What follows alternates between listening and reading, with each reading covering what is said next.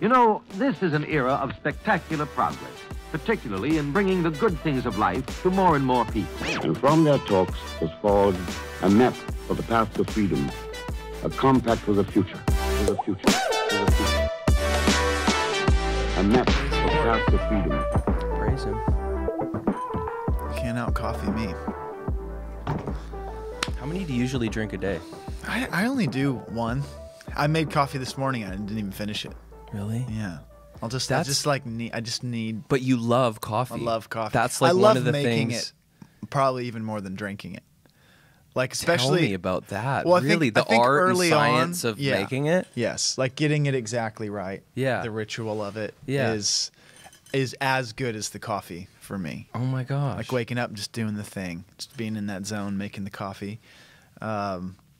How Which do is you? part of why I what's- got into like coffee subscriptions, so I could get new beans, so it would just like perk up the experience Yeah. a little bit and keep it interesting. Yeah. Just different flavors and the whole deal. But I'll still like, so I'll assess the cups that I'm drinking. Like, oh, does this taste right? Was this made right? What's this bean like? Yeah. But I might not finish. Like Becky makes fun of me all the time. I'll make coffee and then Just not half a finish, like, cup, the other quarter of half a cup. Yeah. Oh my gosh. Yeah. What's the perfect cup? Well, How do you do it? You pour over? I Chemex? do. I'll mix it up, but Chemex that's pretty much my like tried and true method. It's your go-to. Yeah, it's the Chemex. But I think it is because of the V60 is awesome too. It really changes the flavor. Like I remember, crazy. You know, it's like as you learn about anything, just you go Right. deeper and deeper You down the learn how rabbit much hole. you don't know. Yeah. And I remember we were on vacation in San Diego, I was at a shop, and a guy starts to explain to me, he's like, well, you know, if you were to get like some kind of a South American bean, something that's going to be like darker and nutty, Yeah. like if you make that in a Chemex, there's a good chance that you might actually take some of that flavor away, because Chemex is such a clean process. Wow. It's going to brighten up something that maybe should be darker. Wow. And he's telling me this, and I'm just like, never thought of that. Like, I never thought of it that way at all. That's crazy. You know? I mean, I don't follow that rule, but Yeah. you know, it's like if I wanted to keep going, I could. There'd be more to learn. There'd be more to perfect. Dude. But I'm just happy throwing it in the Chemex. That's seeing, great. Seeing what it tastes like. Yeah, that's my totally. control. Right, you know? because then you have a baseline Yes. to Yeah. kind of go from there. Yeah. Which is good. Which I feel like if you're going to get into coffee, you at least have to find like one or two methods and perfect it so that you can experience what Yeah. the different beans taste like. That makes sense. Because you could do the same beans in a different process and get a different taste. Totally. So There's a lot there, man. it's a lot. What's your favorite shop in town? I love Insights. Yeah. The Insight coffee. Yeah. Yeah. That's just kind That's of my good vibe. stuff. Becky Yeah. and I are like, you know, ex-hippies. So anytime that there's a spot that has that vibe, I'm like, I like it. You're there. I love that. Yeah. That's kind of my thing. Yeah, it's really That's good. legit, man. Well, let's just jump in. Let's do it. And we'll see if my wife shows up here and brings us some more coffee and helps with the camera. But boom, Derek We're Johnson. here. What's up, brother? What's up? So good to see you. We made it. Thanks for doing this with me, man. I've admired you, bro, from afar for a lot of years. You did BSSM 2007. 2007 was first year. I Yeah. did first year 2010. Yeah. 2010 or 2011. And so for my probably at least 3 years through school, Yeah. you were up there leading worship, Oh, that's crazy. leading man. away into the I didn't presence know that. of God. Yeah, That's bro. crazy. I didn't realize the Yeah. overlap that you were there in 2010. Totally. That's crazy. Yeah. Yeah. So we want to get into some of your story, Yeah. talk about family, culture, music, All the all the mix, all the good stuff. Actually, how I was thinking about this beforehand, how family and music and the arts Yeah. actually shape culture massively. Yeah. And there's a lot going on there, so I'm excited to jump into that Yeah, with yeah. you. But dude, tell me some of your story. Yeah. Like you started leading worship young. Yeah, so I was I mean it's kind of funny for me, music is, I mean, speaking of culture, speaking of family, like that is my family. That's my culture. Yeah. I remember one of my earliest memories, you know, my dad was in a band for years. He was a singer, and led the band. Family. Yeah. And so he played out in clubs and bars every weekend. So we just kind of grew up in that. There was always music around the house. It was always my dad like singing some country song and talking about how incredible the lyrics were, and you know, and he was a songwriter, so there was just like, it was kind of inescapable to grow up in my family and not have a real connection with the meaning of song, kind of the impact that it does have on culture, and so even when I was young, we had a family member who. He was in the Nashville scene, and he wrote a song for Tim McGraw that ended up being like Tim McGraw's first like real hit. That went off. So as a young kid, is that where you grew up? You grew up around the Nashville area? I grew up in Indiana. My mom and dad were from Kentucky. And so yeah, I mean, just people in the South. Totally. You know, just moved to other places in the South. So totally. But yeah, man, I think just even that, you know, something I've thought about looking back now, that was so impactful on just like as a young kid seeing, oh, here's someone who wrote a song, and just all like the celebration in my family. It was like, wow, what a big deal.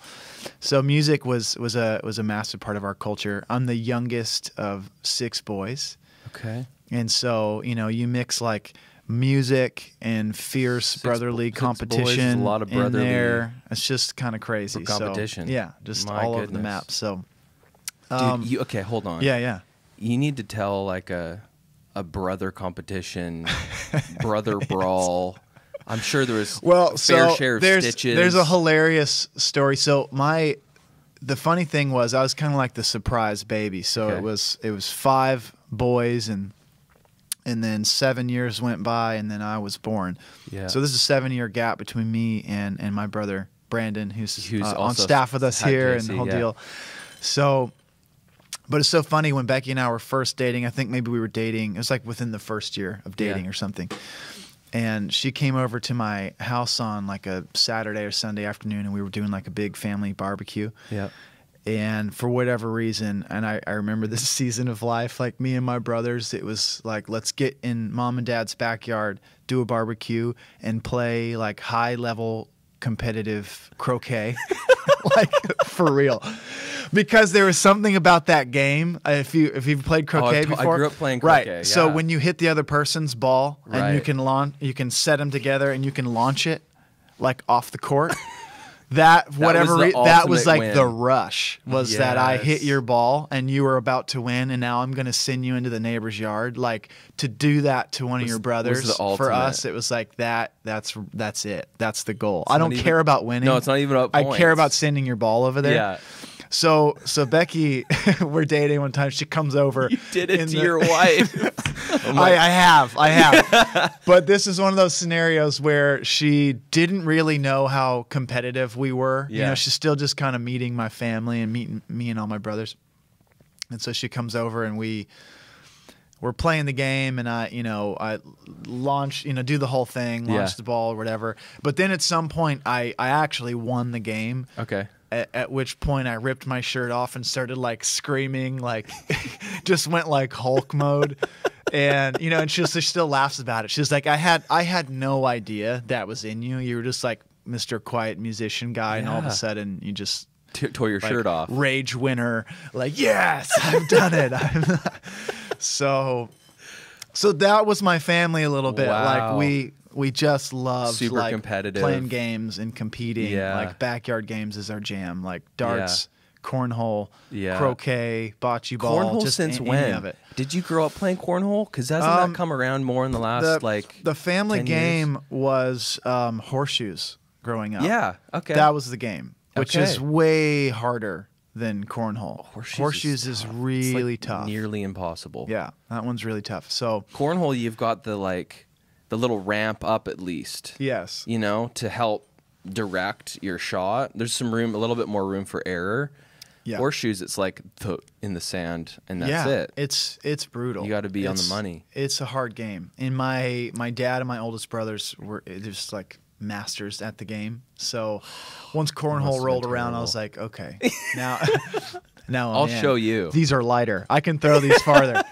So, yeah, man, that became like our next obsession. Then cornhole hit the scene, and it was just like, and that's never stopped. I just, could play amazing. 6 hours of it right now and be happy. Oh my goodness. But yeah, man, I mean, it's so funny. I think even looking back, for me, it was amazing to kind of connect the musical piece, all the passion, all the, this is the culture, this is the family, this is kind of the appreciation around music, and kind of see that come full circle when I encountered the Lord, and when the Lord began to speak purpose and destiny and identity over me. Because it's almost that funny thing where, and I didn't grow up in the church at all. So, I mean, that was our experience. It was like what we knew is kind of the most important thing was that music moves people. Like that's what we were kind of raised in, And so even as my parents got older and they did find the Lord and they did find faith and they did start that process, that was ingrained in us. That was still a massive foundation of how I was raised. Yeah. So to see the Lord kind of connect those dots was amazing, because you realize like God wastes nothing, and it's all somehow intentional in the way that He forms you. He weaves it all together. Yeah, He really does. Yeah. And so even all those years where I would sometimes think, even now, right? It's like I'm in ministry. What I do is this. It's very, very easy for me to hear and listen to the voice that says, well, you didn't grow up in this. This wasn't passed down. You weren't like a pastor's kid, like any of those things, where all of a sudden that voice that comes to just disqualify you pops in. But for me, especially as I'm getting older and maturing in that process, you look back and you realize like, well, wait a minute. No, this is my story that the Lord told. Like this is like, I'm not me apart from that. Wow. And so it's not a wasteful thing. It's like there's actually reason. Yeah. Or to say that the Lord uses it. Like, whatever the perspective it is that I have, because I didn't grow up in church, the Lord values it. And it's like, oh, you're going to see things maybe a little bit differently, and we need it. Yeah. So I love that. It's just like you see those cultural pieces that God builds into us. Yes. It's so on purpose. Yes. It makes Him so much bigger than sin. It's like such a bigger he's so much more God over like all of our life, and even our times not fully walking with Him and not knowing Him. It's the classic, like He takes what the enemy meant for evil and turns it to good. I mean, it's like the radical promise of us as believers of like He makes all things work together for good. Like it's not just the like good stuff. It's not just like when we had all of our ducks in a row. It's not just when we were going to church. Like it really is everything. Like you said it like He wastes nothing. Well, man, I think too, for me, becoming a father has been, I mean, it's just one of the craziest life changes that you go through. I think as a man, there's just some things that click in a way that they couldn't until you're just in it with some kids, and also like the correlation between what you experience as a man and then that the Lord calls Himself a father. You have to really ask some deep questions about that. Like, why does He call Himself a father? And what does that mean? Yeah, and instead of just making that Christianese or taking it for granted, it's He's just a Father title God. that we give Him. Like, no. Wow. It's such it's a deeper meaning. It's such a reflection of who He actually is. Like you were saying, the idea of He's not afraid or surprised by our sin. He's not thrown off by our failures. It's like, well, we can tell that to ourselves, but when you have kids, you really understand that. Like, they're a mess sometimes. They just are. Like kids can like just out of nowhere like haul off and hit each other. You're like, hey, what are you doing? But then you kind of realize, like, as a father, the beautiful thing about being a dad is you get in there with your kids. You teach them through their failures. You teach them through. It's not like I am so. There is a temptation. It's the thing that I think all parents have to navigate. Is that sin and failure and mistakes are actually scary. That the kids are making them, and they make me feel afraid. Like I feel afraid that you would do that, or all kids, especially when they get around 3, 4, 5 years old, they're starting to understand. They have an interesting relationship with truth. Now it's like, to say I didn't get that snack. Whoa. As long as I say I didn't get it, maybe I won't get in trouble, right? So their own relationship with fear and truth, all that stuff's bubbling up, and I have it too. And then if my daughter tells me a lie or fibs about something, I'm like, now I'm wanting to parent that, but I'm also having to be in charge of my own sense of fear. That like, well, that actually scares me. I want you to tell me that. I want you to tell me the truth. I want to be a safe place. And dealing with that first, like this is a realm I know nothing of. Yes. Like I did children's ministry for 3 years, and so like I've been in conversations like this with a bunch of kids. But like dealing with, I would, like, looking from the outside in, I would sense that you need to deal with you first instead of, and deal with that fear before parenting out of a place of fear. Which is then discipling them in how to decision make and conversate and all of those things. Yeah, because it becomes so easy, and it's one of the things that even Becky and I, we just reflect on these things to try to grow, do better the next time, all those things. But it's like it's so easy that in my own fear of that, for you not to tell the truth about something, that's actually not good for you, and I want you care all so the things much. pop up that you can make decisions that are now going to introduce shame, or maybe what you should have introduced is, hey, I understand.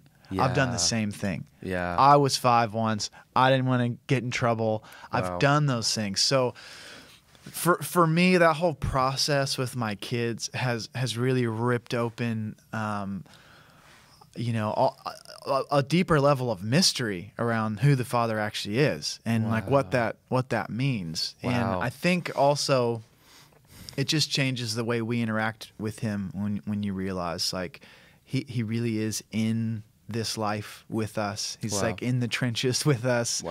And as we were talking, right, I'm talking about culture and family and how he doesn't waste anything. That literally all those years when I didn't know him, when I knew him, whatever, he was fathering me. Like that's what he's always doing. He's always fathering us. So powerful. I think those are the things that, as you begin to look back and you just see how God really doesn't waste any part of the story. And it blows me away. The more and more I think about it. So So you grew up with music. Huge part of your family culture. Was your dad your dad was a musician? Was he a songwriter? He was, yeah. So he worked for a company for 35-ish years. Retired from there, but he would play out on the weekends for years. So every weekend out doing the thing, and so for me, when I was about 10, 11, I'd played music and stuff, but it started to become a lot more serious. Just diving into it and spend all my time there. And so through most of like from 12, 13 to like 16, 17, I was just trying to throw myself fully into music. I was not a great student at school because most of the time I'm like, I don't even know how to connect this to what I know I want to do. And so what's the point? Right. So what's the point? Like Becky and I laugh now. I remember doing, they have like careers classes and the whole deal. And you had to write a report and do some research on a career that you'd like. And so I picked a musician. And so, they had like actual career books, and it would say how much, like a violinist for a symphony makes, that was their grid. Here's a professional musician. And I remember the teacher saying, like, you need to pick a more realistic career. And, and for me, they say that to like the youngest of 6 boys who grows up in like a competitive household. I'm like, I'll show you. Oh, I'll pick musician. I'm gonna pick it twice. I'm gonna go twice as hard. But man, that was how I spent my adolescence. Was fully like forming bands, writing songs, like gathering, like any person who became my friend at some point, I'd like try talking them into playing an instrument and joining my band. One of your bands. Please come be a part of my band. Yes. What were some of your like passion for it? What were some of your early influences in music? Like, who did you love? You know what's so funny? One of the Beatles were like. Oh yeah, Beatles just ripped open music for me. It was the first time I just fell in love with music, fell in love with songwriting. Yeah, and they had so much, you know, in the 10 years that they were making records, they just kind of covered it all. Like the kind of created pop music, and then all the way to total experimental, like not trying to please people, not trying to make like bubblegum pop music. So to have, you know, that's huge. It's like you can listen to that one band and just hear this wide array of music. So that was huge. The first concert I went to, like live concert I went to randomly, was a Lifehouse concert. Come on. So, and I just remember hearing it, and you know, again, we were kind of in and out of church at that season of life. Yeah. So it wasn't fully my thing. You know, I'd accepted the Lord when I was like 9 at a church lock-in thing, but for me it was, I'll follow you one day, Lord, after I have my fun. That was kind of my perspective. You know? So even like seeing a band like Lifehouse, it was amazing to me and very intriguing that here's some cool sounding music. You know, it's kind of got like a rock and roll foundation. Yeah, and they're singing. There's definitely some spiritual themes going on in here. There's some things about God. There was a song, the lyric was something like, I'll sit outside your door and listen to you breathing. It's where I want to be. Yeah. You know, it's just kind of this like waiting on the Lord. And so I remember hearing that and just being super impressionable. Wow. And so, I mean, that was always mixed in there, you know. For me, there was no part of, especially when I look back, there's no part of like what I was going after in music, or going after in passion, that the Lord wasn't in some way like wooing chipping away at, like, just let me in, like let me close. I'm gonna be part of that process, you know. Wow. And so, so I mean, that was kind of, I mean, there's a million stories around it, but kind of the long and short of it was I started up some bands, and some of it actually took off. There was some really good momentum around it, and probably the farthest I ever got along that I ever got in that journey, we kind of hit this crossroads where we were going to sign with a manager. He was going to help kind of plug us into the Chicago band scene and dive into that whole world. Yeah. And for whatever reason, and again, I really wasn't walking with the Lord. Yeah. But I remember I came home that night. We'd had a meeting, kind of went over what the contract was going to be. And I'm in the kitchen with my parents, and I'm like, I don't know why, but I cannot sign with this guy. And also, I think I need to like walk away from this band. And I just quit. I just quit the whole thing. Incredible. And so I'm like the key songwriter. I'm the singer. I'm kind of keeping the thing going. And I have all my best friends, the guys who I've like poured out the last, you know, all of my teenage life with, just like us doing this thing. And I just knew, like, had a massive check. It was the Holy Spirit. Oh, for sure. Now I know that. For sure. And just realized like that's just not the path, and so walked away from it completely. Wanted to quit doing music, actually, because it was just like I just did, you know, this whole, and when you're a teenager, everything's so dramatic. So it's like, hey, it didn't work out. Right. I'm never playing music again. It's like, the world has ended. I'm never picking up a guitar again. No. It's over. Yeah, it's all over. But then kind of going through this really cool journey of I was going to go off and do film school and like walked away from music. And it was in that season that I met my wife. It was in that season that I encountered the Lord. And really kind of changed everything. Wow. So, yeah. Wow. So then leading up into Bethel. Yeah. Did you start leading when you were in school of ministry? Yeah, so I was probably about 17 when Becky and I met, and that really was, I mean, I love how the Lord just weaved our stories together. When we met, we both were super broken. We were partying, making the dumbest decisions at that point in our, well, I would say in all of my life. Yeah. Worst decisions were being made at that point. Yeah. And, you know, just broken. Searching for stuff, trying to figure out life, trying to figure out who we're going to be, what we're going to believe in. There's all those crossroads kind of converging at once, and we meet each other.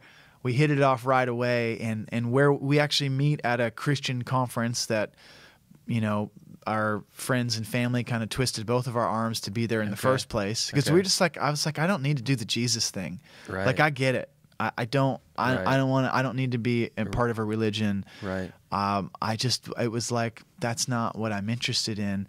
But I had never experienced God. I'd never experienced the love. I'd never experienced like the reason why we follow Jesus. The reason why we give our lives to him is his presence, is that it's so much deeper than a religion or a mindset or a belief. You know, it's like he's a person. And when you meet him, okay, now I'm Everything in. changes. So that, man, that was the season we were in. I was 17. She was 15. We started attending this Vineyard Church out in the Midwest. Okay. And it's just amazing how the Lord gets us where we need to be at the right time. Yeah. Specifically in that season, they were just experiencing some crazy renewal, and pastors from Bethel were starting to come out. Oh, wow. And do, I forget the name of the events now, but they were just like, man, Holy Spirit nights. Just like, we're going to come, we're going to pray. We're going to pray over people. We're going to prophesy over people. We're going to worship. This church that we were going to at the time just had it was a vineyard. So such a tremendous value for worship.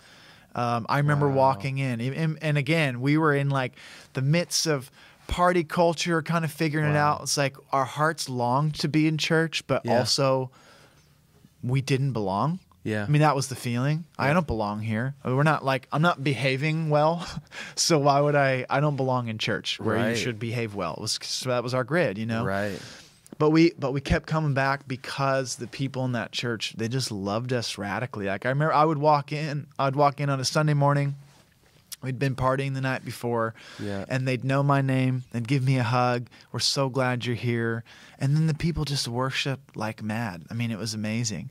And so that thing like stirred such a hunger in me to go, I've done music, right? Like I've done the thing. I've performed in front of people. I've experienced the highs that come from that. Right. Well, it's nothing like what's happening in this room right now. So what is this? Why are these people so crazy passionate and so hungry for Jesus? What's happening in this room? Yeah.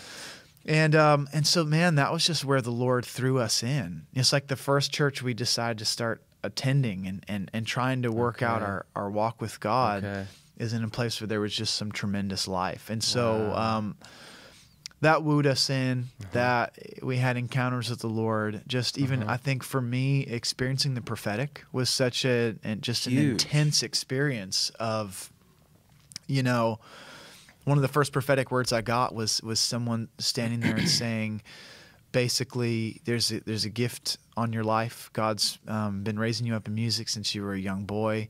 And there's things he wants to do with your life that you have no idea about, like where God's going to take you. My goodness. And I was in a spot of like, I've walked away from music. I don't want anything to do with it.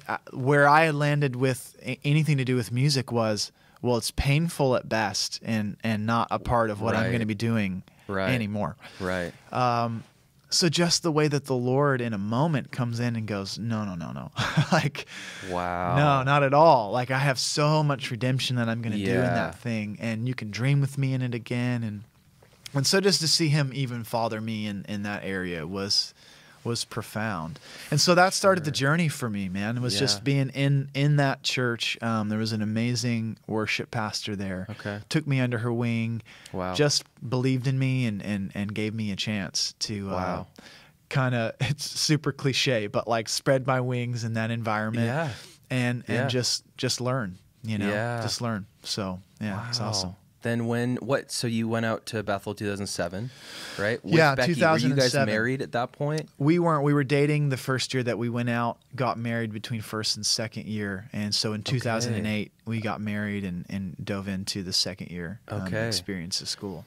And then when did things start taking off for you at Bethel? Yeah. With that whole crew? Yeah, I mean. Because Bethel music right now is like, for the last, what did you say, like 7 years, has been kind of just dominating in a beautiful way, like such incredible new sound coming out of Bethel. Like probably 50% of the songs that are sung in an American church are, and around the world. Yeah, really around the world. Around the world is a better statement, because that's very true as I've traveled and seen different places and things.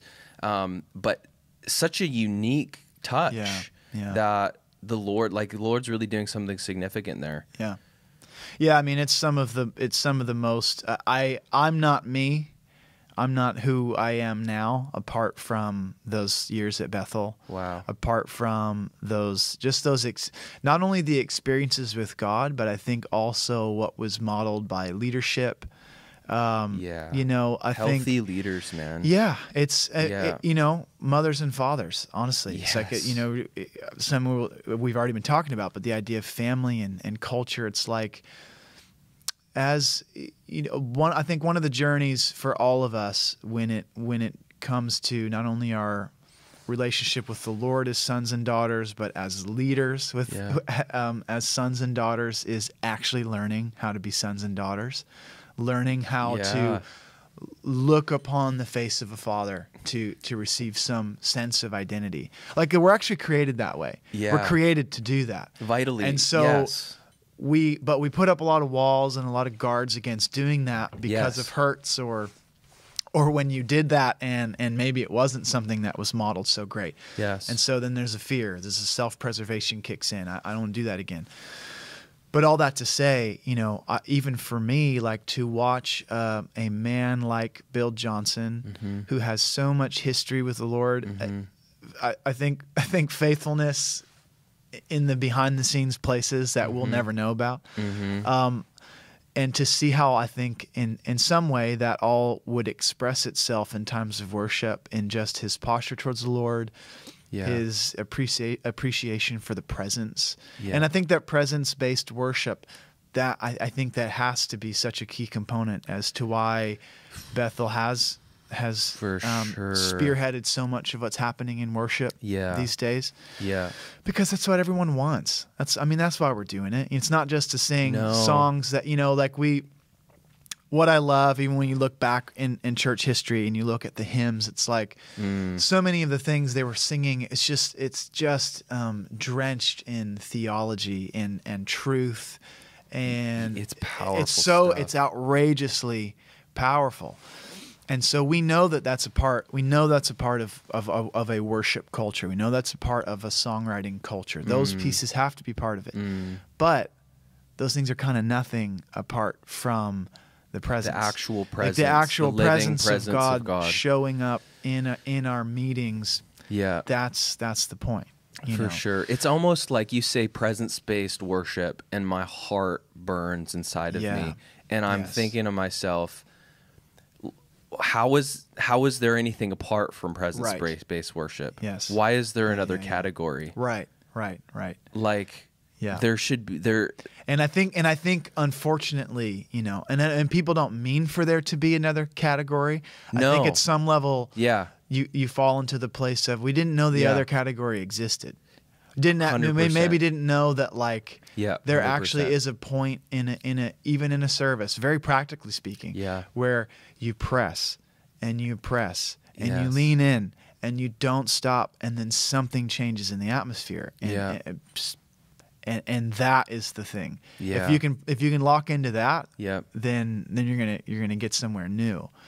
And that's what we want, you know. So I think Bethel, the type of leaders they raise up, that it's just in their DNA. They're just going to go after that. That's just who they are, you know. And that's such a massive part. I mean, I think for almost every one of us who are leading now, even here at Jesus Culture, it's like we were there. There were seasons of just being in that house, being fathered by people there, directly and indirectly. That was one of the things I loved, is that when I came out to Bethel, I'd been singing my whole life, like most of my life, but I hadn't led worship for more than maybe 2 years, something like that. And so being in that environment and just being able to, just like a sponge, learn and soak up things, you know, just to watch Brian Johnson lead worship, and see the way he'd navigate moments and down moments. And it's like, there are so many things about the way I lead worship that are like, I'm like, yeah, I guess I learned that from Brian. You know, I mean, I watched that, or I saw that from Jeremy, or from Chris and Kim, just these different people who they really do shape a massive part of who we are. And so I think, but it's that presence-based worship thing. I think that would kind of be the common denominator amongst all those leaders, and amongst, I think it's the reason why people lean in. Like, well, what's happening there? What's on those songs? It's like it is in the writing. There is stuff in the writing. Yeah, there is theology there. Definitely. It's there are truths that are being sung. Yeah, but a massive part of it is, I think, even the deeper truth is, these are coming from songwriters and leaders who know, well, when we sing this, we're not just declaring a truth. We're not just God's going to singing. Yes. God's going to show up. Yes. Like when we sing about the healer, we believe he's actually going to come and heal. The song is almost secondary. Yes. Yeah. It's which is fascinating to think of it that way. The song is the sound. God is so in sound. It's ridiculous, and even the science behind it now is unprecedented. Yeah, it's everything crazy. that's there. Yeah. But it's secondary. It's his. I think it's his lordship, and it's his presence. What do you think? What do you think are some of the predominant factors in presence-based worship? Like, what would separate that?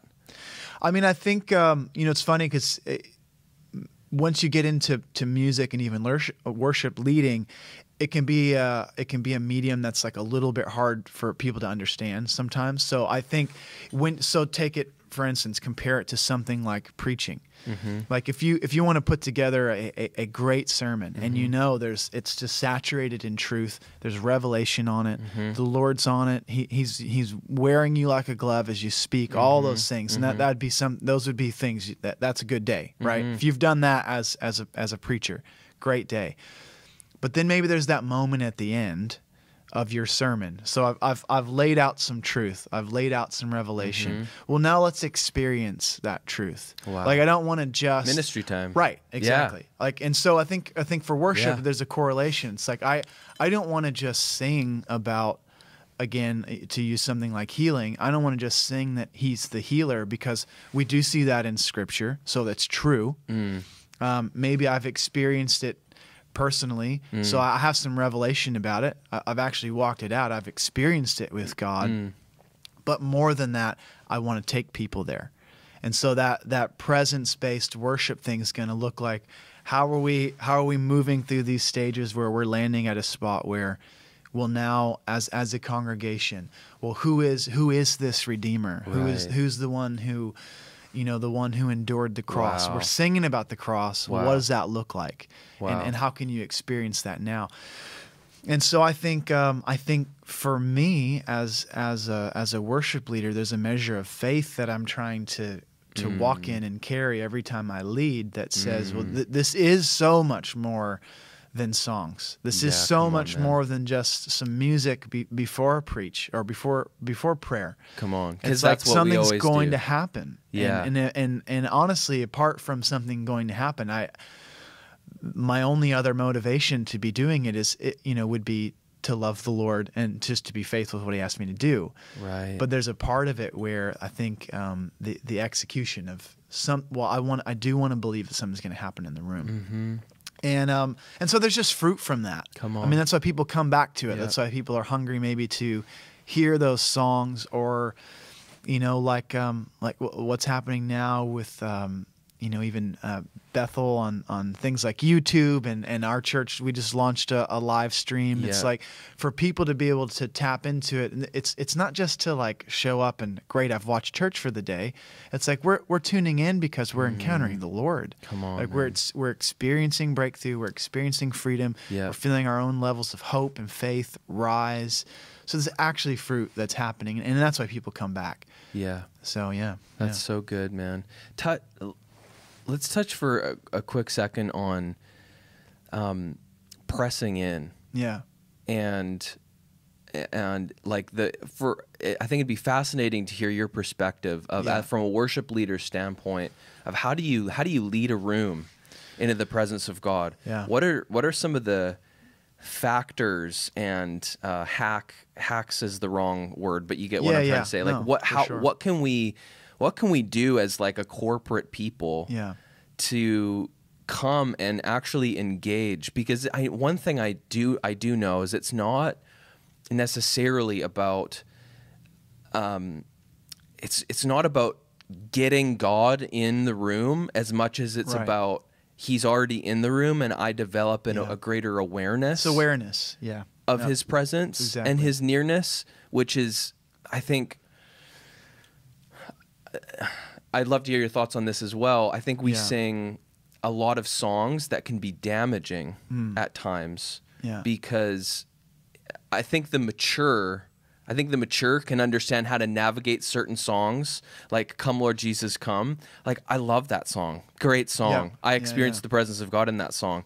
But sometimes I'm like, I want to sing about how close and near He already is. Right. Because that's actually a greater and more real truth than asking Him to come. He's in me. Right. He's like very much, I'm the temple of the Holy Spirit, and that predominant truth kind of trumps all. Right. Yeah. So I don't know if that makes sense. Yeah. I mean, I think it's interesting because, and I had never really heard this concept until I heard Bill teach on it. But just the idea of like truths living in tension. And this is part of what you're saying. It's like, you know, for the ones who don't have the other side of that tension, to just saying like, Lord, come.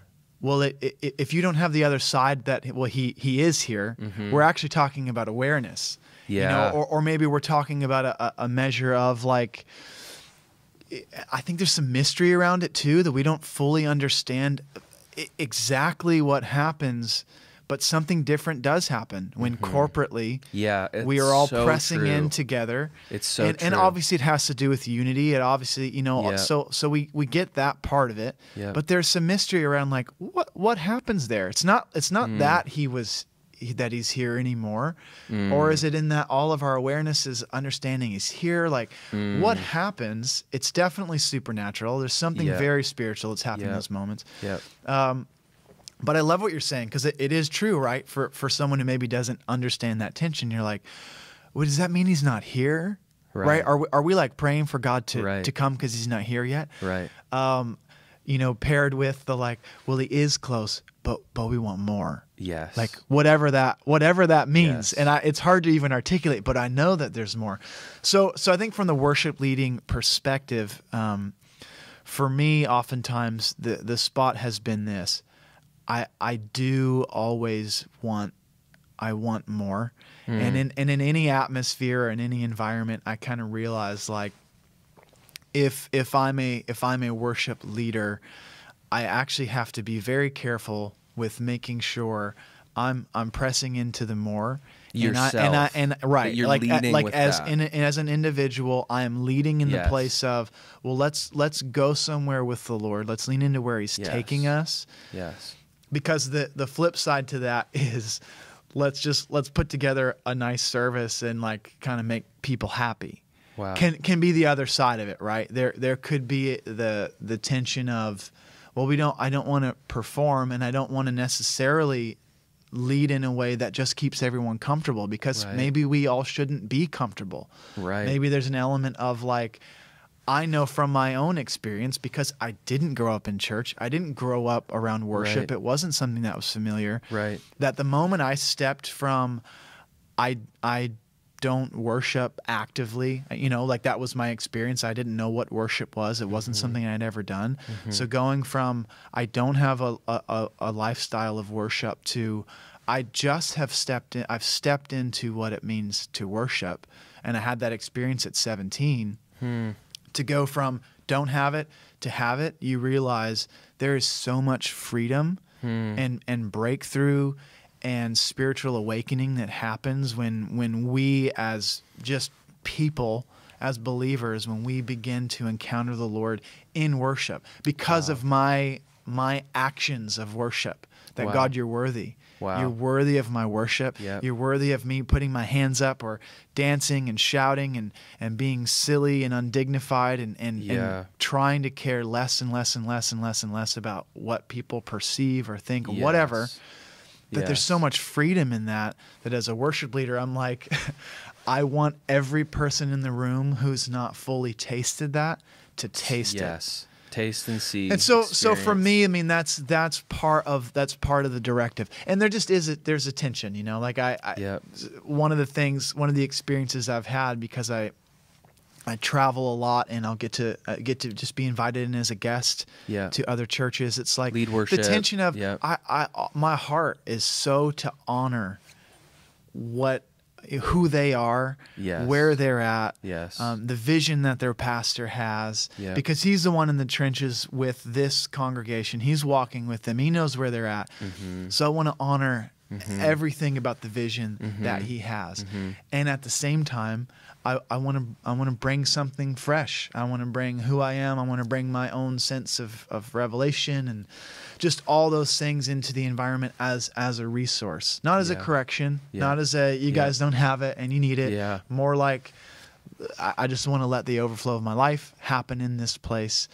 And that is what happens, you know. But to balance those two worlds, I think every person who leads worship, they're in the tension of that. I mean, and I've met with countless worship leaders and worship pastors, and that's one of the things they're always trying to balance. Is like I need to honor my pastor and his vision for our services. I want to honor my congregation and where they're at, but have a vision for what worship could be in our church. And so I'm trying to balance that tension. And so for me, like, my advice always leans towards the practical. It's like, absolutely, have conversations with your pastors. Tell them what's on your heart. Tell him what you're burning for. Just let him in on your process. He probably has some wisdom on how to get there. He might have the same burning passions, you know. And for the congregation, teach them, encourage them. You know, I think half the time it's like we'll be,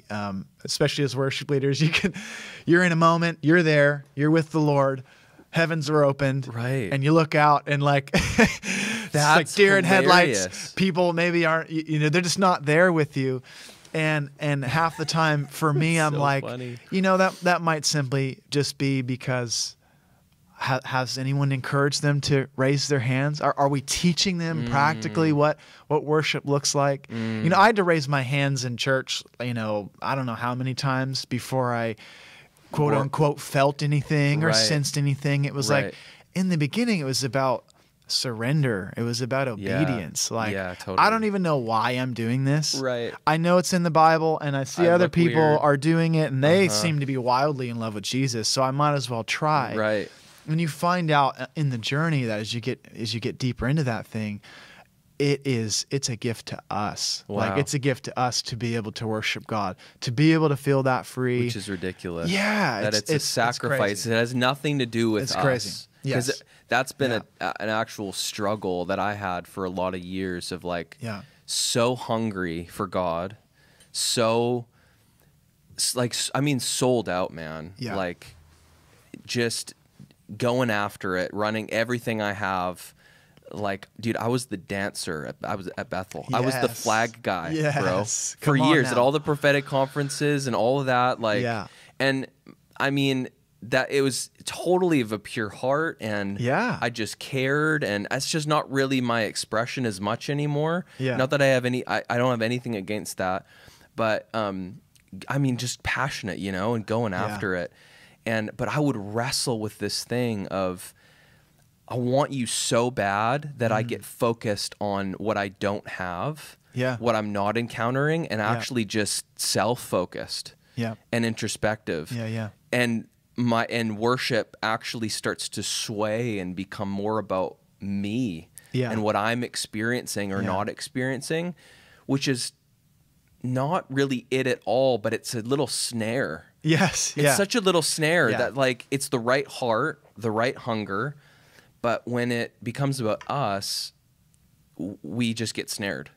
And making it about so him true. making it sacrifice, and all about like what I actually like.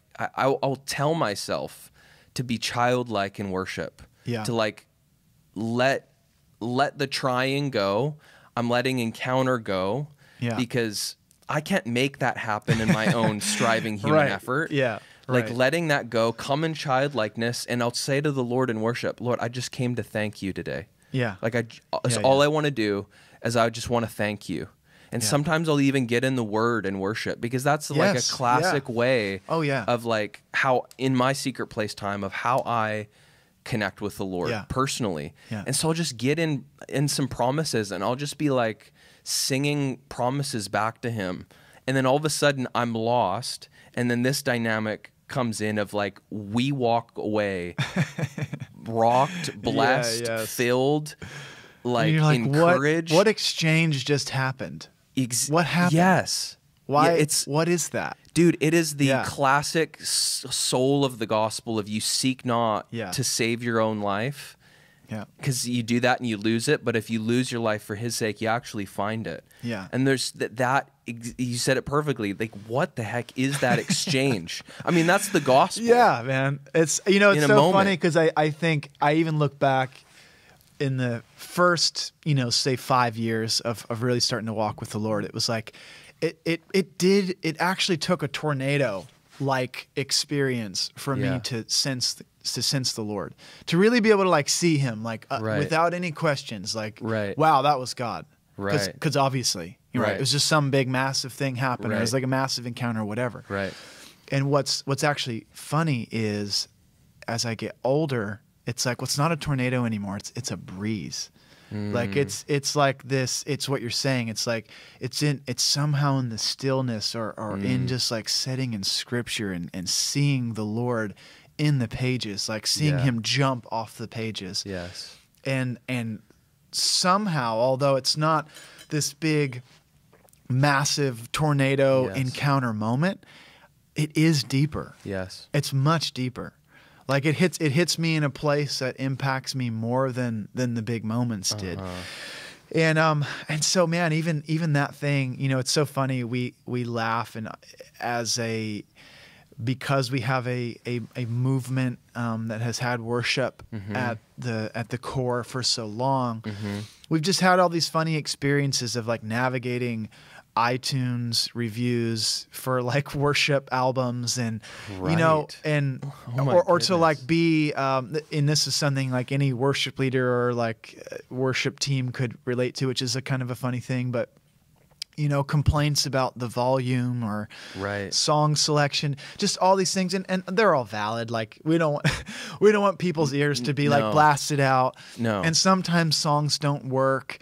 And sometimes maybe songs aren't good. So like I don't like that iTunes review. It makes sense. It's practical. But at the end of the day, like it is actually worship, and all of that stuff is so like, I'm like, listen, if you're paying attention to the volume, you're really missing out on what's available to you in this moment. Like what's available for you to connect with.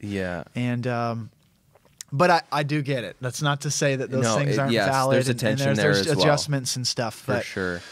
But at the end of the day, it's like all that, like that doesn't matter. That just doesn't matter. When it comes down to it, even for me, when it comes to writing songs and releasing music and all the things that circle around that, I'm like, if I've gotten focused on anything other than like what's being accomplished in worship and what's being accomplished in the heart of God, like, I'm swinging a little bit out of the balance of this tension. I need to kind of get back to that center place. It's just like, I just need it to be about worship. I need it to be about encountering God and about us giving praise. Like we all kind of get so fascinated by the Psalms at David's reality, at his ability to kind of diagnose his problems, complain about them, lay them all out before God, and then end with praise.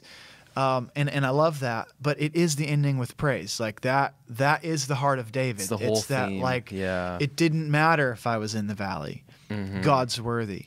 And I know He won't abandon me. He's not going to leave me. And so it always comes back to that. Dude, actively pursuing Him for like 15 years. What was it? 10, 15 years? Yeah. Trying to murder Him. Yes. You know? Like this, like the depth and reality. It's just easy to let the Psalms become the Psalms. And it's just a book in the Bible. And, you know, we just model our worship after David. And David was cool. But, man, this guy, like, really did model an entering into the presence of the Lord in the most fiery stuff, the most fiery trial, which we can really learn and glean from in our little lives. Like there's very few of us in Northern American churches that are actively, you know, being pursued by someone that wants to murder us. Right. Which is a reality in other parts of the world. For real. Like that's real. Like I read the Psalms and that's me. Yeah. I'm this guy right now. Yeah. Yeah. It's harder for us to relate. It's harder for us to not it's easy to really overlook the depth of even the life of David. Like Bill, when he was with us, was it 2 weeks ago? Yeah. Yeah. Just him talking about that God would name his own son after David. Yes. After David, the guy who did the things that David did, both good and bad, like the mistakes, and the way that he leaned in, and we have to ask ourselves the question, like if David could be such a mess in certain areas of his life, but lean into God in such a way in worship and in thanksgiving, so good, and in praise and in sacrifice, that God says He is worthy to. My son will forever bear that name of David because of what he pressed into. Like Bill opened that up, and I was like, well, that's never going to leave me for the rest of my life. You know, like what? Just that, like, I feel like you just opened up an encyclopedia I have to go read all about now. Oh my gosh. But that's amazing. Yeah. That is profound. Yeah. That is profound. That whatever the posture of David's heart was, would allow God to say, Jesus will bear your name as the son of David. Wow. Come on, man. How do I be more like that guy? Come on, man. So, yeah. What about corporate worship, and what would you say to people that are coming to church on a Sunday morning? Like, what tips or advice would you recommend they come with in heart preparation, in like physical stuff, and practicality during worship, heart position? What would you say? Man, it's funny because I look back to my own experience of just walking, because this is some people's experience, and so we don't think about this a lot, especially sometimes or maybe we do, I don't know. In church leadership, though, it's not something I can say that I have always thought about on the front. I have to really kind of look back and go, wow, when I walked into church, I was uncomfortable. I didn't know anybody. I didn't grow up in church. I legitimately didn't know what was happening. Like, what are we doing? Why are we saying, you know what I mean? It's like, if you don't know it, if you've never experienced, you're like, why are there words on the screen? And we're all staring forward, and there's a band and they're singing. This kind of looks like a concert. But then people's arms are up, and then like maybe someone's like praying. Like, what is this? I don't know what this is, you know? Wow. And so for me, I loved the journey of walking in, very wide-eyed, filled with wonder. Like, I don't know what this is. Right. I'm just let's experience it. Let's figure out what this is. What's going on here? And so I would say for people stepping into the church who have that experience, like, number one, that's normal. Yeah. And I would say too, is like, there's just no such thing as like, I'm a church expert. I've figured it all out. I know how it works. I know how to properly frame all this. I understand the depths of worship. I'm a Davidical expert. It's like, no, that's unnecessary. You don't have to be that. For me, it was just like showing up and I, in whatever way that I could, whether it was in singing along, whether it was in just looking. I remember I would do this. I'd look at the lyrics because I don't have a grid for this stuff. And I'm learning who God is, and I would just let them wash over me.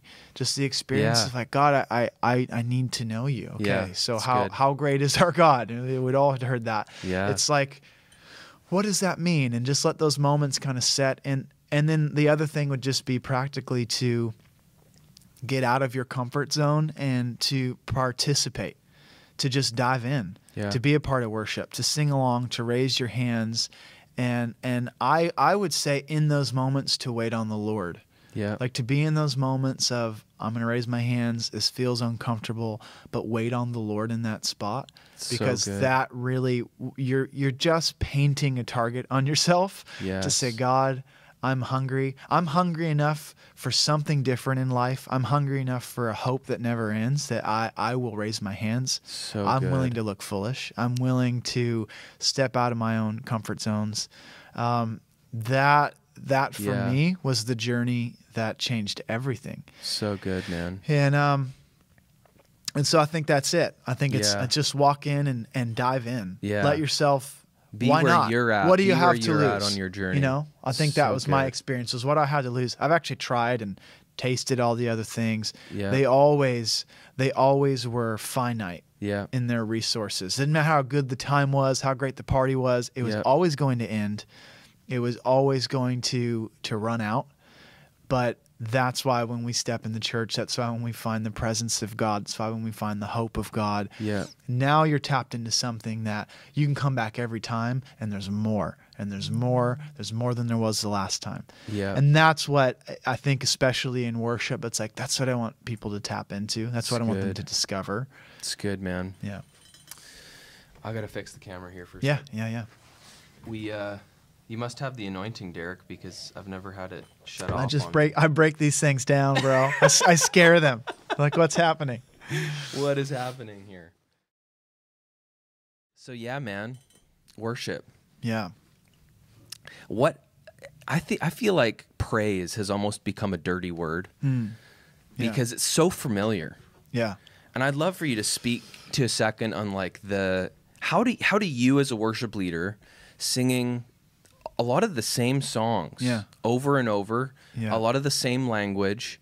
Like what do you do to keep that fresh in your own heart and not let praise just become a church Sunday word of like, praise the Lord, brother, raise your hands in worship, just the going through the motions. And my opinion is that I think the Lord is transitioning the body of Christ in America in a significant way, and I think church is gonna start to shift and look like really like I feel like there's gonna be beautiful new expressions of Sunday church, of praise, new language even, because I think the generations that are coming in and the millennials and you know the world, American culture today is starving for what is real and starving for,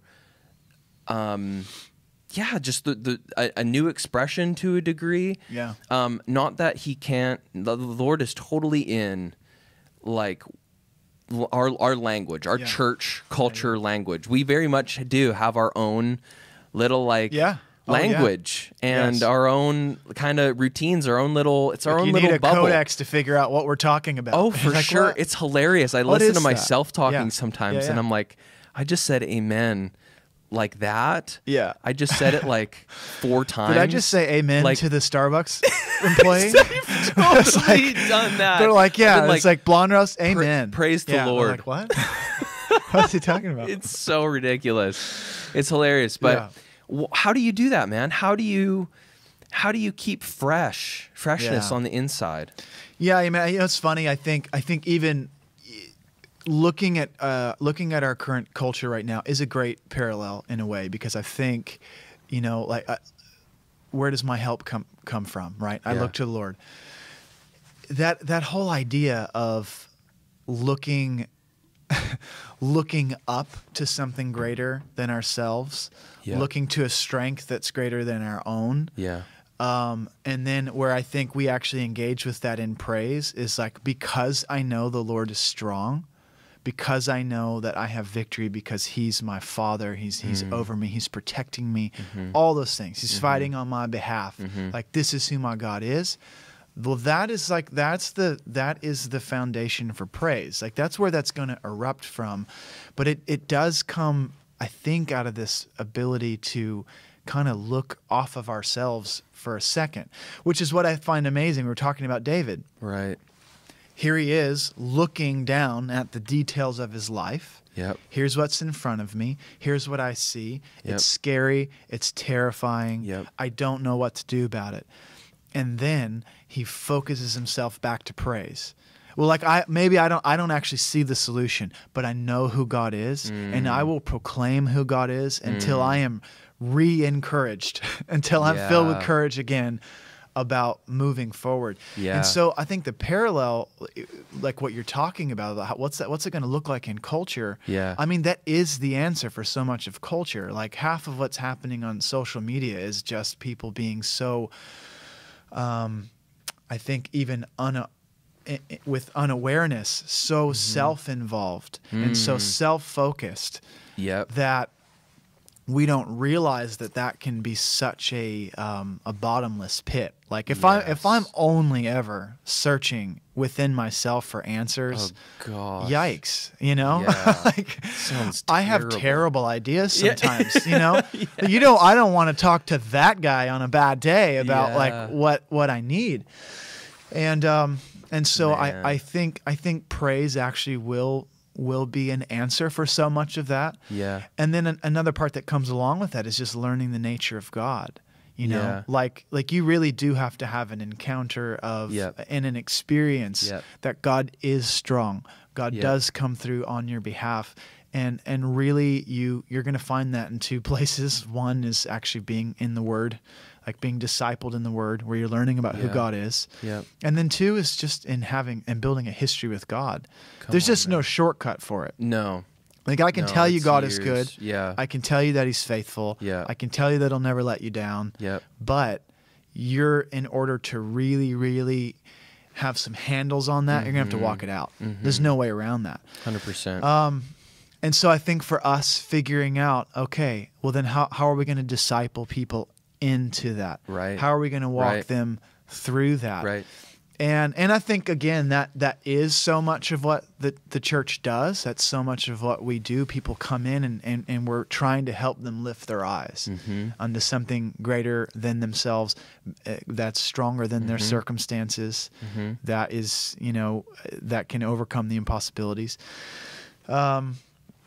And so there's going to have to absolutely be a correlation to connecting people to praise. Yeah. But again, it's like you have to begin to experience the majesty of God.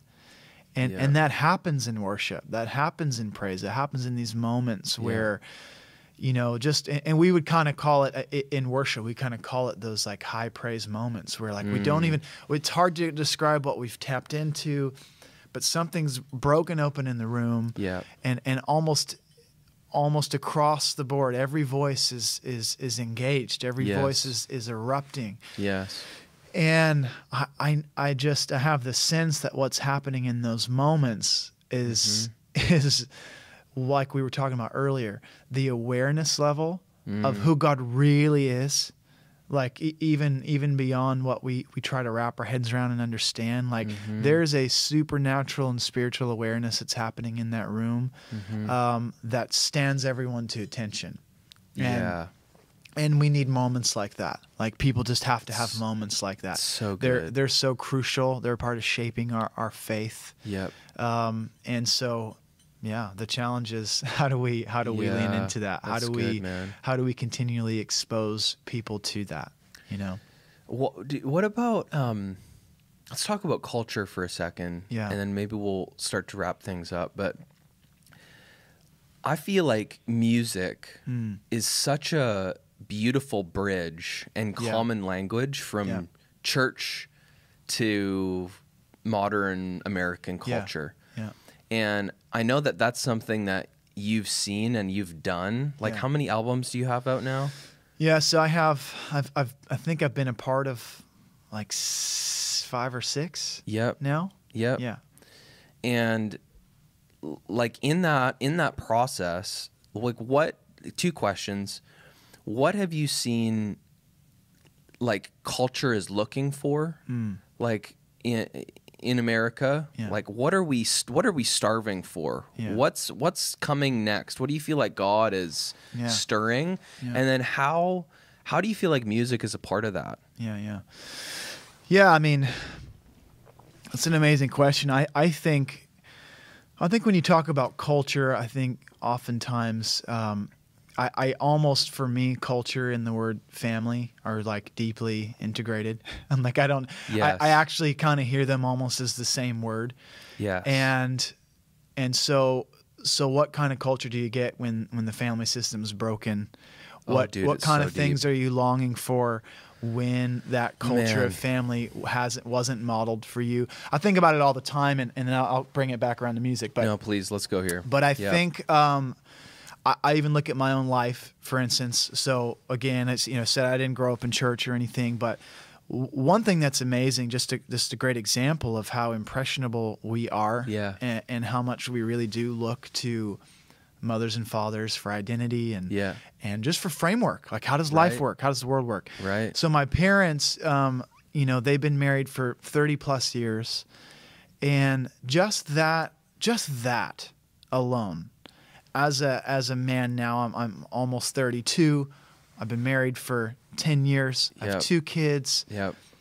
The sense of stability, and like the sense of decisions that are almost kind of permanently made for me, simply because I saw my parents model that, like, marriage is for the lifetime. Yeah. Like this is a permanent thing. Yeah. There's no wavering. There's no choice. Divorce isn't on the table. Like that little piece of culture. Yeah. That they've instilled in me. Yeah. Absolutely shapes my family. Yeah. So again, to come back to culture and shaping culture, and how does music play into that, and what are people hungry for? Oh, man, I think most of the time what most people are hungry for is some sense of affirmation, some sense of like, I belong, and I'm understood on this planet. Identity. It's identity. That's it, right? And identity is so closely related to our moms and dads. Like, 100%. So here's a funny thing for me is, even again, all those things, right? I'm in ministry. I have a family. I have children. Yeah. I am my own man at 30-something years old. I've built a life. I have that. But man, am I my Father's son. Like, it's inescapable. Like my passions, my interests. Wow. So many of the things, so many of the decisions I've made in my life, they're just they cannot be anything but tied to who my dad is. Wow. It's impossible. Wow. And so, so for instance, my wife, she grew up without her biological father in the picture for the majority of her life. And we were actually talking about this last night, that, for me, the experience of, regardless of whether mine and my father's relationship's been super close or not, whatever it is, it's like, but he's my dad, and he's been around, and he's showed me at some level, at a very deep level, who I am. I've related to that. And so people want that. They need that. And so we're going to try to find it everywhere. We're going to try to find it in our movies. We're going to try to find it in our TV shows. We're going to try to find it in our music. We're going to try to find it in our politics. We're going to try to find at all costs. Absolutely. We're going to, by our very nature, pursue identity because we actually need it. Like, we are created for that. And ultimately, what we know, that's going to come from the Lord. Like, ultimately, what we were created for was to walk with the Lord in the garden, right? To go all the way back to this. It's like, we were created for that sense of identity. Yes. That every evening I'd walk with the Lord in the garden. I'd see myself in Him and Him in me. That there'd be this reflection of who I am because of a closeness with Him. So we all need that. We all are longing for that, and we're going to find it in a lot of places. And a lot of times, I think this is why music is so absolutely powerful. Is because we all are needing something to connect to relate to find ourselves in. And music has always been that for people. Yeah. I mean, it's like I have a whole series of like love songs that I can like turn on in a moment, and I'm like 17 falling in love with my wife all over again. Wow. And it's powerful. I mean, it's Wow. potent. It's potent. I'm like right there. Because of that language that music can like, it's incredible. that's the identity of who I was at that like my whole life was wrapped up in I am falling in love with my wife. Wow. And these songs actually play an important part to that journey. And so how much more is music doing that in every stage of our life, in every season of our life? And just the reality of so how much are we being shaped by that? And I think one of the things that many of us don't want to admit, because we just want to feel like we're just more in control of things than we really are sometimes, but we're just deeply impressionable.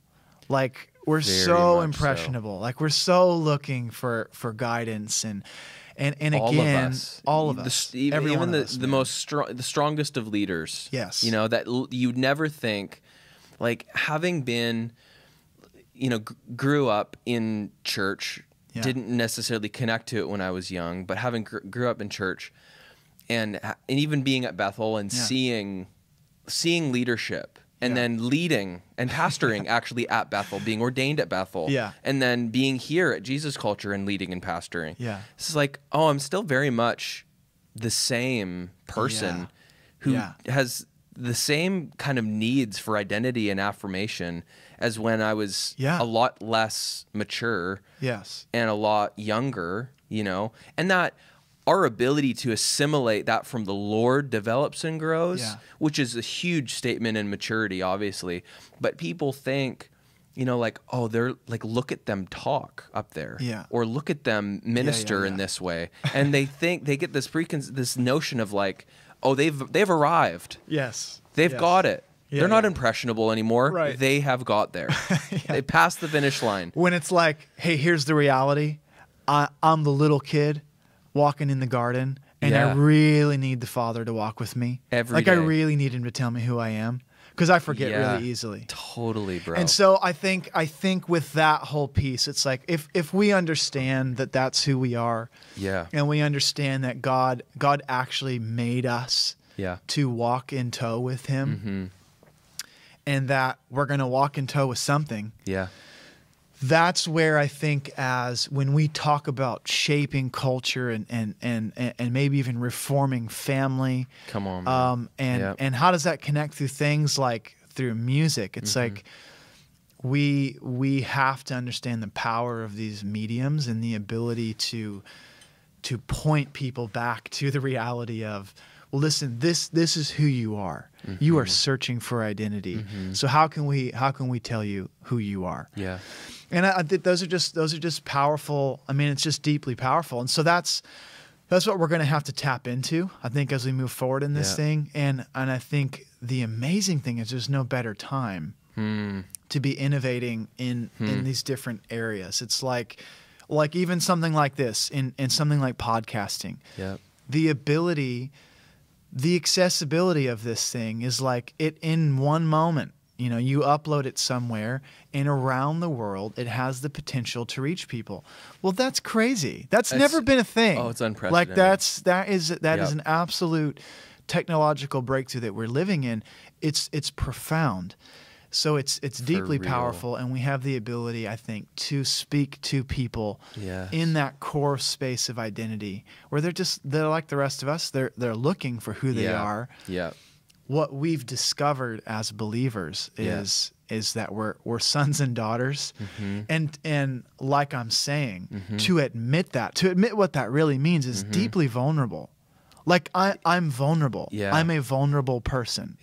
I need the Lord. I need the Lord to tell me who I am. And I need the Lord to shape the things I take in, and just all of these elements. And so I think for us, having that awareness, like that's who people are. It doesn't matter the exterior, the hard shells they put up, like, or the things they've identified with. Right. You know, no matter how like brazen and tough it seems, it's like, no, listen, down at the core, they're So just good, wanting bro. to connect that identity piece. It's so good. So how do we do that? How do we do that, and how we build our? And so for me, when we talk about culture, we talk about family. I'm trying to do that with my kids. I'm trying to like lay that foundation of you're vulnerable. Yeah. And that's good. Yeah. It's actually God designed. Yeah. Because in that vulnerability, you find this beautiful dependence that you have on the Lord, and good, because He's accessible and He's here and He's your Father and He wants to walk with you. That's the whole point. And so how do we tell that in songs? How do we tell that in stories? How do we tell that in books? Right. How do we tell that in podcasts? It's like right. that thing that we all try to cover up and hide from, and like put a shield around and say, like, do not see my vulnerability. Do not see the spot in me that is confused about who they are. Well, wait a minute. That thing is actually the gift that leads you to the arms of the Father, is what I think. So good. Tapping into that in a creative way, in a compassionate way. Right. You know? It's like I want to write the songs that someone hears, and it allows them to go there. It allows them to like, and I think music does that for us. Like music opens you up to that spot, and you go, you know what? Wow, I didn't realize, you know, or you listen to a song and sadness hits you about something. Maybe you remember something from your childhood. Like we just have these experiences. That's why we love music so much. Yeah. All of a sudden, you know, what's actually happening there is like, boop, some of your identity is popping up, trying to come out. Like, hey, that's a part of, that's actually a part of who I am. Wow. And that little thing that I like, that comes alive when I hear that song, I want to take that thing before the Lord. I want Him to speak to it. I want Him to tell me about, what does that mean? Why does that move me? Why am I sad there? Why am I happy there? And we begin to unfold these things. And so I think, how do I write songs that get people there, but then actually lead them to that answer? Yeah. That point them back to the Lord in those moments. How do we do that in our preaching, in our teaching, in the way we shape our Sunday morning services? That's good, man. How do we allow people to be that? You know? Yeah. I think that's, I think the prophetic, just like your story, man. Yeah. The prophetic is such a integral part of that identity, culture shaping journey. Yeah. Man, it's so true. Which there's so many different facets and pieces. I feel like people oftentimes consider the prophetic to be like one of the 9 gifts. Yeah. You know, or prophets in the Old Testament, which is, we've been given a new covenant under Jesus now being the blueprint and the standard of all ministry and theology. And the prophetic looks very different under a covenant of grace. Right. Now that than under a covenant of law. It doesn't mean that everything under covenant of law was wrong. It just means there's a fuller expression of what the prophetic looks like now under grace, the reign of grace, as it says in, I believe it's in Ephesians. But that, like, the identity shaping nature of being able to, like, through the heart of the Father and with the heart of the Father, reach into someone's future, into their future security, into their future.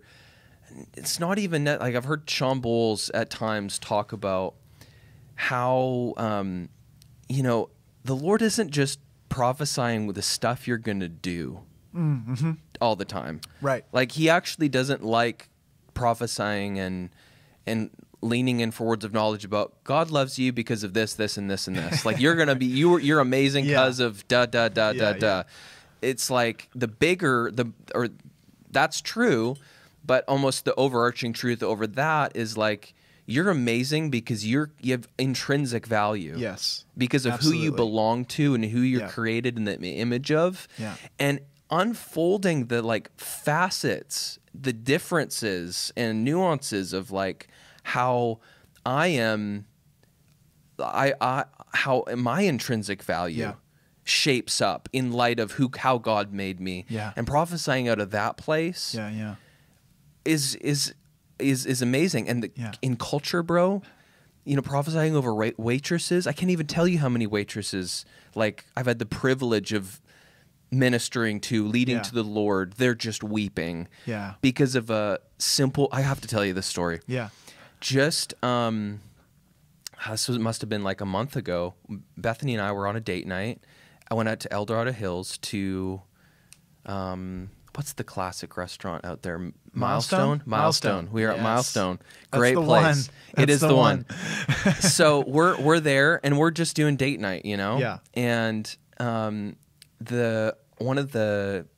she looked like a waitress, but she turned out to be part owner of half owner of the restaurant. She comes over and just talking with us, chatting and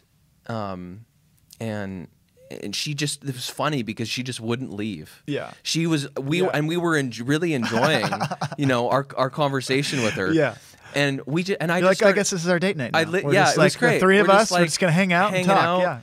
And she was really sweet, and I just started to encourage her. Like, it wasn't even really prophetic. I was like, hey, I just really feel like you have this gift of leadership that, like, you've been designed, like, to not give up. You have this real perseverance about you, and a couple different things. Wow. And then it really, like, then she really stayed. I mean, it was like, and I was done. Yeah, she was in before, but now she's like, can I get a menu? Totally. So I was done with my encouragement, and she's just hanging out. And I'm like, all right, well, I'm going to lean in for some more then, because obviously, like, God's doing something with your heart. So I'm like, so my internal process was like, I saw in my mind's eye, I saw my birthday, which is January 29th. And I saw 420. Which is the day everyone smokes weed in April. And which I used to participate in. Bless the Lord. That's right. Not so much anymore. So I saw, I'm like, well, so I feel like I'm getting a date, essentially. So I'm like, hey, does April 29th mean something to you? And she's like, yeah, that's the day 5 years ago my fiance committed suicide. No way. Yeah.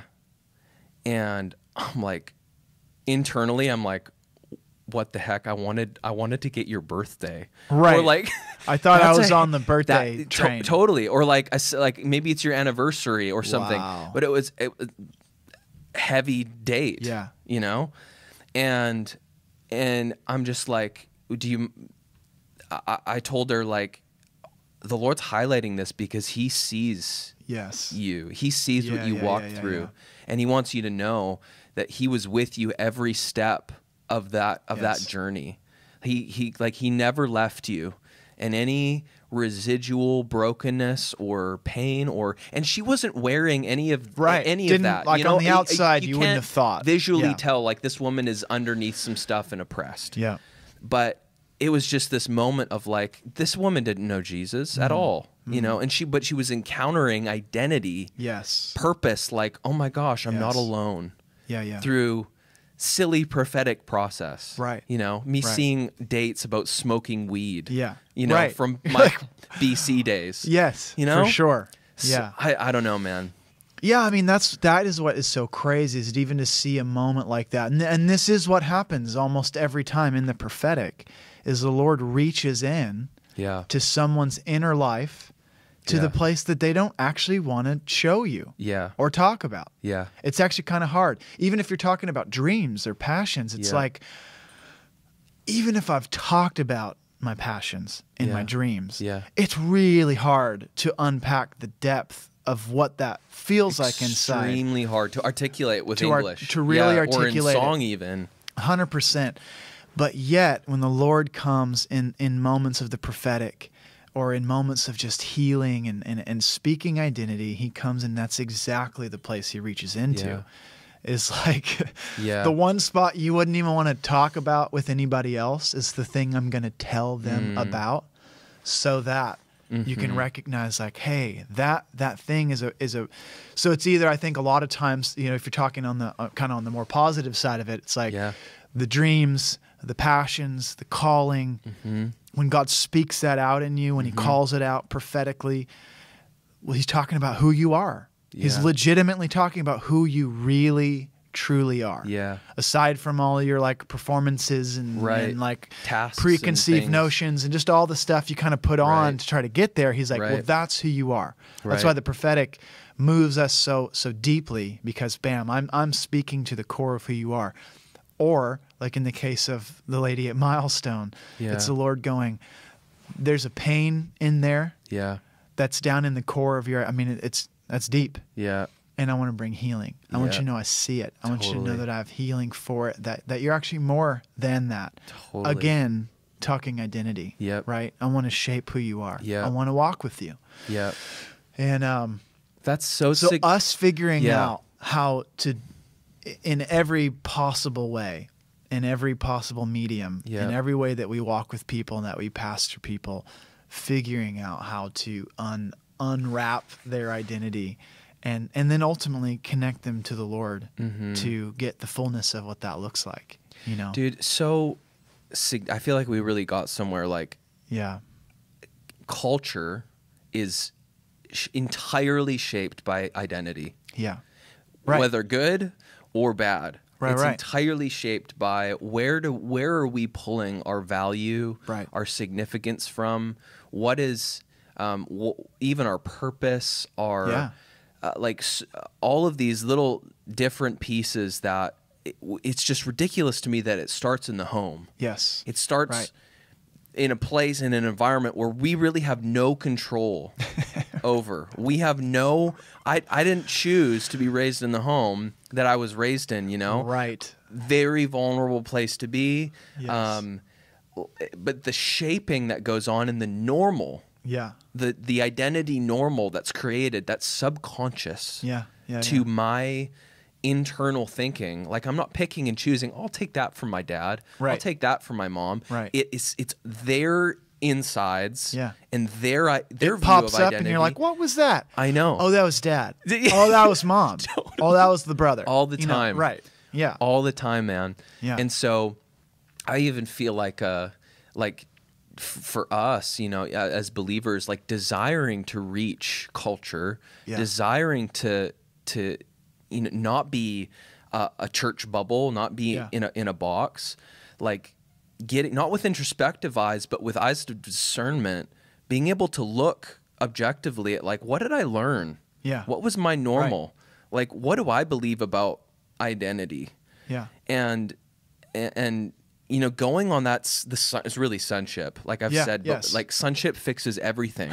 And it's the same. Yeah, it does. It's like, it's identity. Yeah. That's really what I think shapes culture more than any other thing. And then I haven't fully seen, as I have in this conversation right here, is how the prophetic just beautifully illustrates and exemplifies, strengthens that journey in reality. Yeah.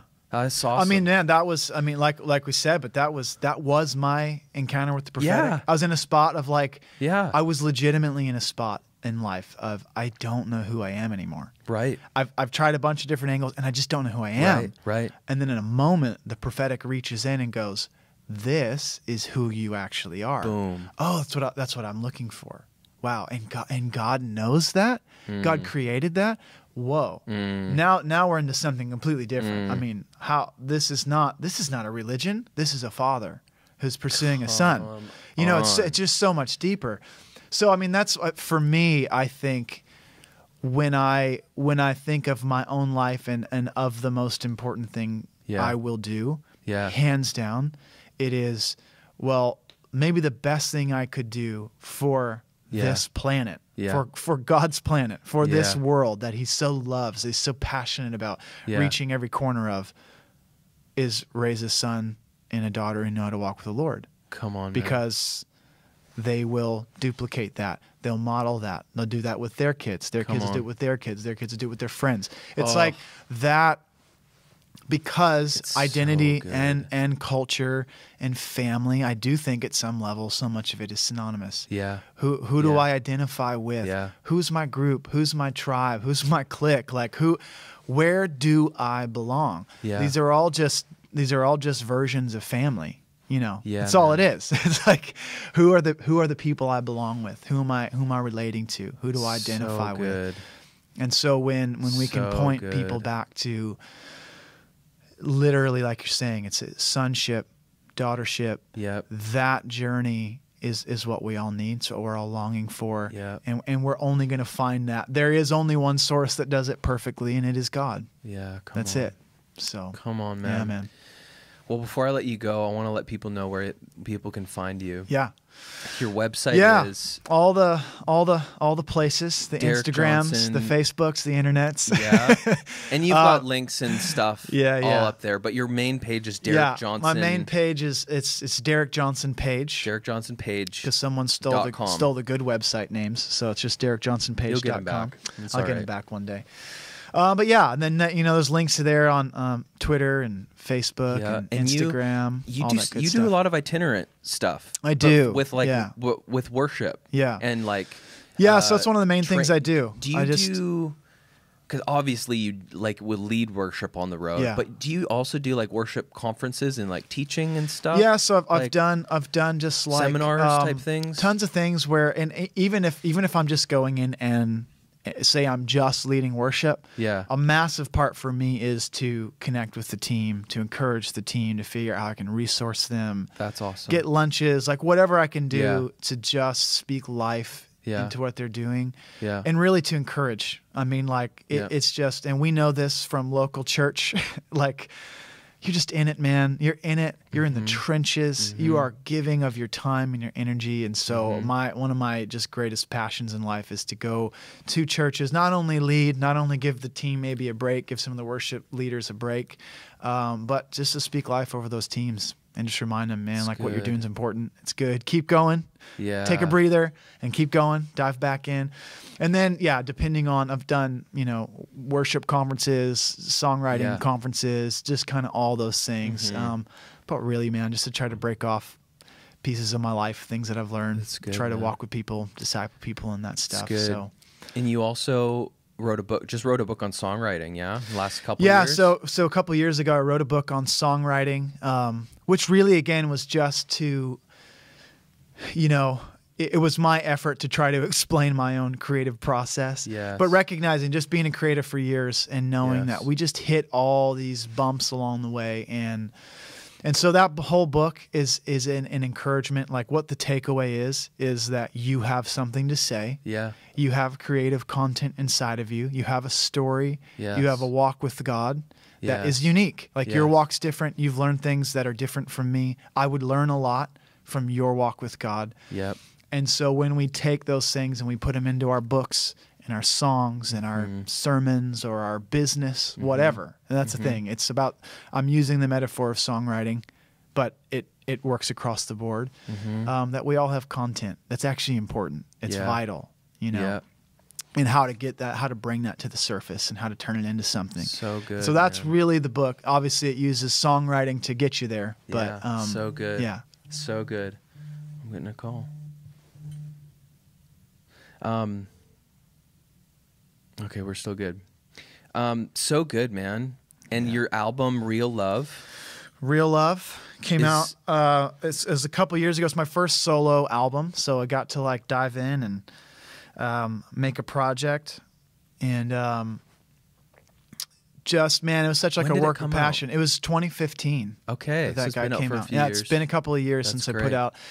And then I've been on the annual albums every year that we're doing with Jesus Culture. So, and people can. But yeah, man, that was my first. That was my first record. The initial pilgrimage into making albums. It's always a crazy process. It's incredible.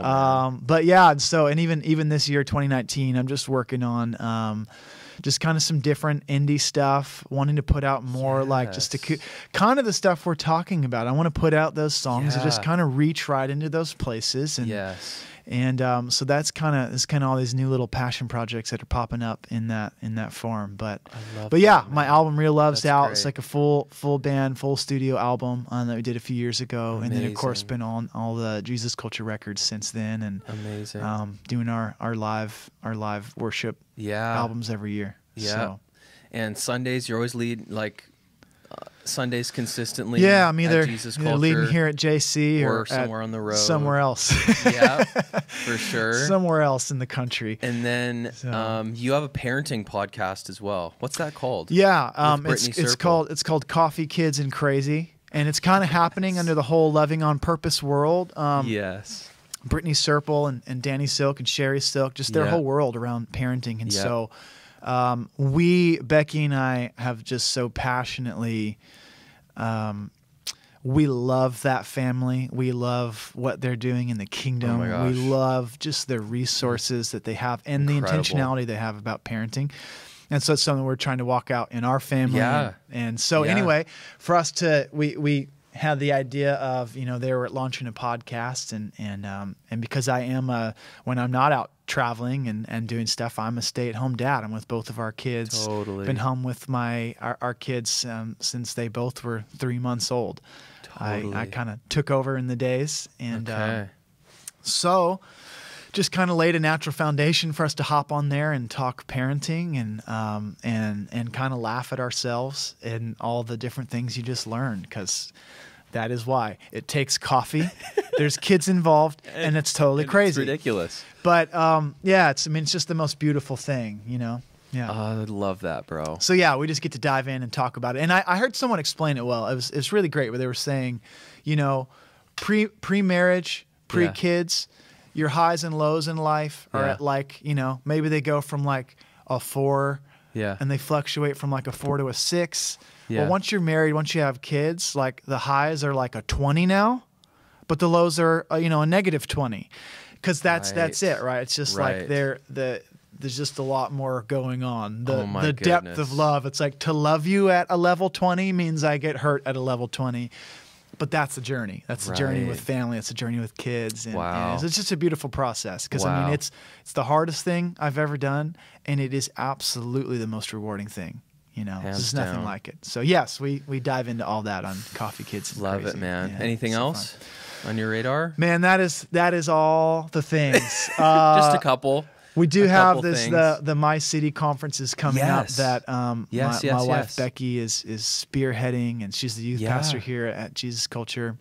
Incredible. And, so we have a youth conference coming up, and then there'll be another one that's going to be happening in September. Yep. And so that's just a whole other part of our world, youth ministry, just leaning into that and just trying to make all these things happen. So for us, we're trying to put some of this like family, identity, discipleship. We're trying to put all that in to actual, into practice, into the flesh. Yes. With young people, and so we'll find out if our theories were more than theories, I guess. I love it, in about 10 years. I love it. I love it. Yeah. Well, thanks for doing this, Derek. I really appreciate you unfolding. Oh, it's just so much good stuff. How am I supposed to wear these old clothes when you made me brand new? They didn't fit anymore. Yeah.